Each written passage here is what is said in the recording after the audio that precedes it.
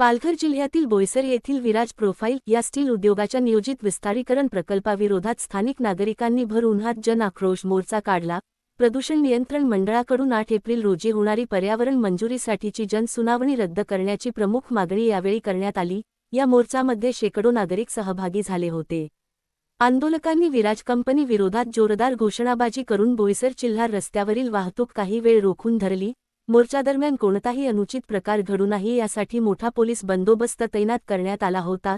तारापूर औद्योगिक क्षेत्राजवळील मानवारंगडे ग्रामपंचायत हद्दीत 105 एकर जमिनीवर विराज प्रोफाईल एसआरएम या उद्योगाचे विस्तारीकरण करण्याचा प्रस्ताव आहे।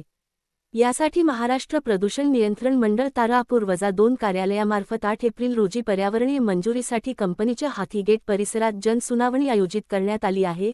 मात्र या जनसुनावणीला परिसरातील स्थानिक नागरिकांनी तीव्र विरोध दर्शविला आहे।